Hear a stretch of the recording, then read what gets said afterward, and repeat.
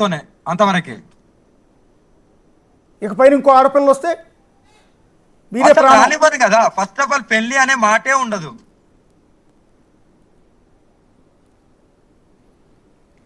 నేను అనేది ఇప్పుడు ప్రస్తుతానికి ఓకే, ఒక నెల రోజుల పాటు ఓకే, ఒక 2 నెలల పాటు ఓకే, మీరు ఆశ్రమం పెట్టిన తర్వాత 1 సంవత్సరం 2 సంవత్సరాలు కూడా ఓకే.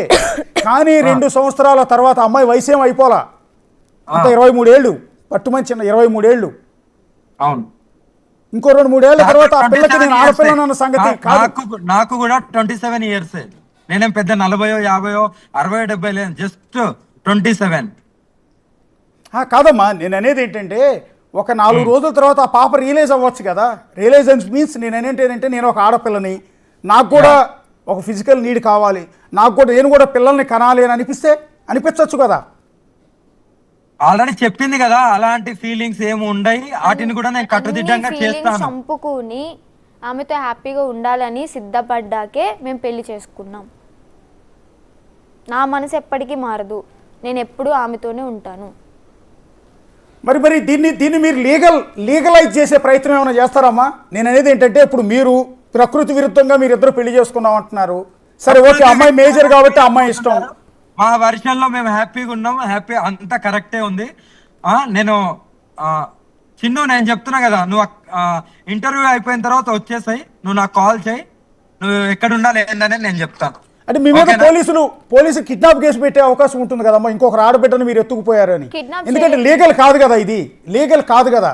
అంటే నేను వాళ్ళ వైపు నుంచి అడుగుతున్నా, నా సొంతది కాదమ్మా, నా సొంతది కాదు, నేను వాళ్ళ వైపు నుంచి అడుగుతున్నా.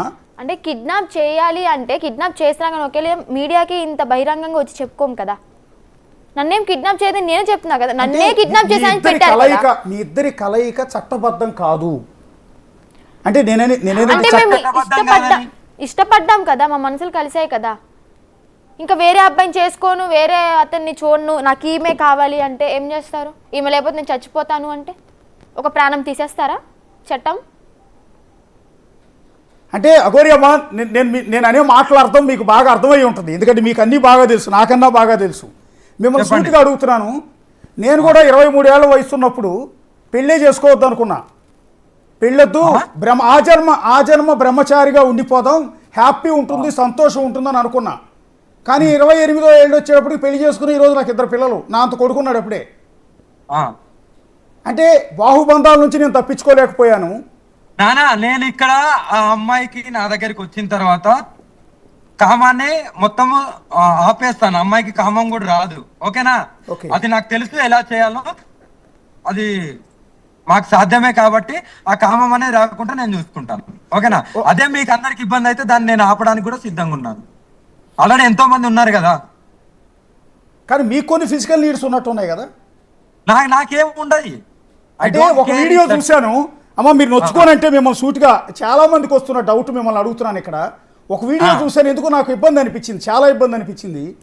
అందులో ఆ సోఫాలో ఎవరో కుర్రాడు విష్ణు అనుకుంటా పడుకునుంటే మీరు అతని మీద అది కామెడీగా రీల్ తీసింది, మా చిన్న రీల్ తీసింది యాంకర్ ఉన్నప్పుడు.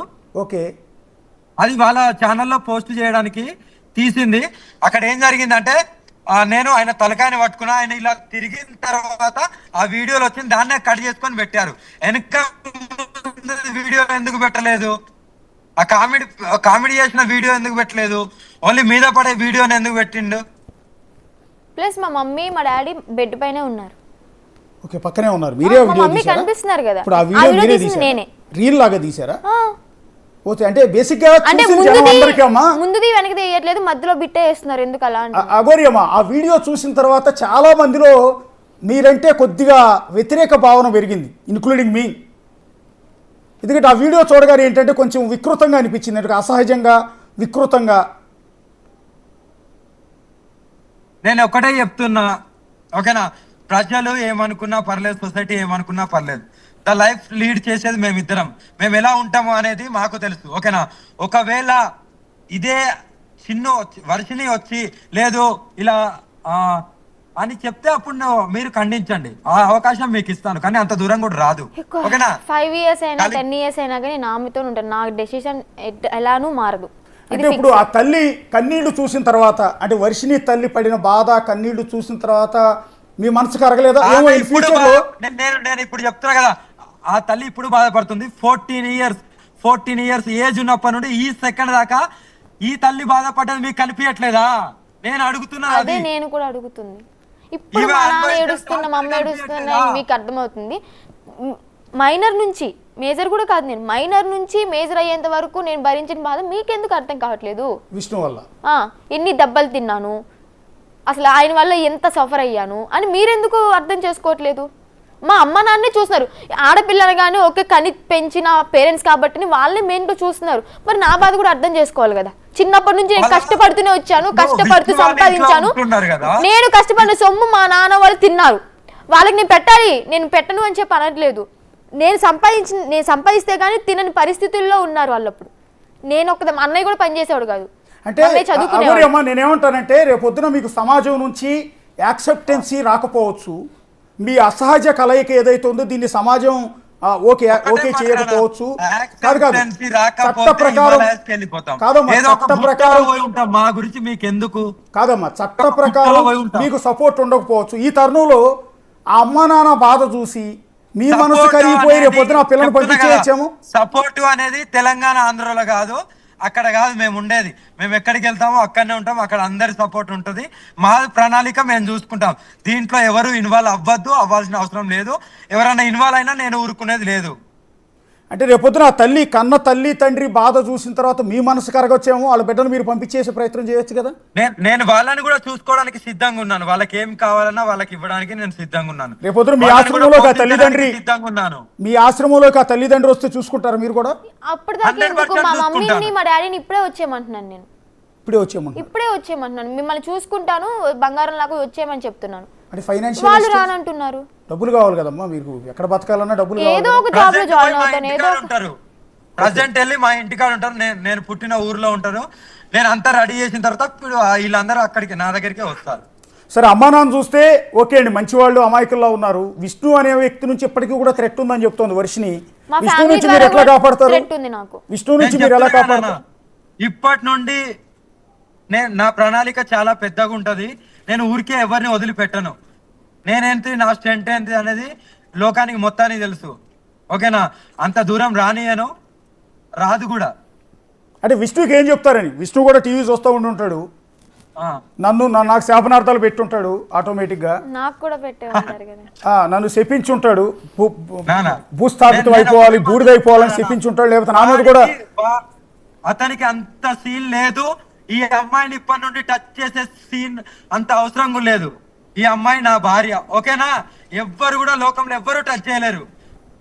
టచ్ చేసే అవకాశం కూడా టచ్ చేస్తే ఎంత దూరం వెళ్తానో ఇక మీ ఊహలకు వదిలేస్తున్నాను. ఇప్పుడు మీ భార్య అని చెప్తున్న వర్షిని మీ కళ్ళ ముందు తంతు కొడుతూ దాడి చేస్తూ తిడుతూ తీసుకెళ్లిపోయాడు కదా మొన్న. అవును, గుజరాత్ వచ్చి. రేపొద్దు మీరు ఇంకో చోటుకు వచ్చి తీసుకెళ్ళడానికి గ్యారంటీ ఏంటని? ఇంకో చోటుకి వచ్చి తీసుకెళ్లే అంత సీన్ లేదు. అక్కడికి రావడానికే గజ వనకాలి. ఓకేనా? ఇంత బహిరంగంగా మేము ఇద్దరం ఇష్టపడ్డాము, తన వల్ల థ్రెట్ ఉంది అంటే అయినా కానీ మమ్మల్ని విడగొడటానికి నన్ను కొట్టడానికి వస్తాడా? కొట్టాడు కదా, పబ్లిక్ గానే కొట్టాడు. ఏ మొహం పెట్టుకుని నన్ను తీసుకెళ్ళడానికి వస్తాడు? అసలు నువ్వు వద్దు, నువ్వు ఎవరో కూడా నాకు తెలియదు అంటుంటే ఆయనకే సంబంధం. నేను చెప్తున్నా కదా. ఇప్పుడు మిమ్మల్ని కొట్టాడు, మీ అన్నయ్య సమక్షంలోనే కొట్టాడు, మిమ్మల్ని బలవంతంగా ట్రైన్లో తీసుకొచ్చాడు. అప్పుడు నేను ఏం చేయలేని పరిస్థితిలో ఉన్నాను కాబట్టి వాళ్ళు కొట్టారు. మా అన్నయ్య కూడా అతని మాటలు వింటున్నాడు కాబట్టి చూస్తూ ఉన్నాడు. సరే, ఇప్పుడు కూడా అమ్మా నాన్న మీ అన్నయ్య వస్తున్నారు, హైదరాబాద్ బయలుదేరారు. చూసారు ఇందాక విజువల్ చూపించాం కదా, మా సాయిత్య అక్కడ ఉంది ఇంటి దగ్గర. అక్కడ నుంచి వాళ్ళు బయలుదేరారు. నేను వెళ్ళిపోతాను కదా లైవ్ అయిపోగానే కదా. మరి రేపొద్దు నువ్వు వెళ్ళిపోయావు, మీ అమ్మ నాన్నకి ఏమైనా జరిగితే ఏమంటానంటే తట్టుకోలేరు కదా వాళ్ళు. వాళ్ళకేం జరగదండి, నేను చెప్తున్నా కదా, వాళ్ళకేం జరగదు. ఆల్రెడీ మీ నాన్న హెల్త్ బాగాలేదు కదా పాపం. ఆయన ఆల్రెడీ పెరాలసిస్ స్ట్రోక్ ఏదో వచ్చింది, బ్రెయిన్ స్ట్రోక్ వచ్చింది అంటే ఇప్పుడు కూడా మాట్లాడలేకపోతున్నాడు పాపం. మొన్న కూడా మాట్లాడినప్పుడు డాడీ అంటే బాగుంది దగ్గర నుంచి డాడీ వాయిస్ అంతే కాదు. ఒక మాట చిన్న, మేమంతా దుర్మార్గులం కాదు.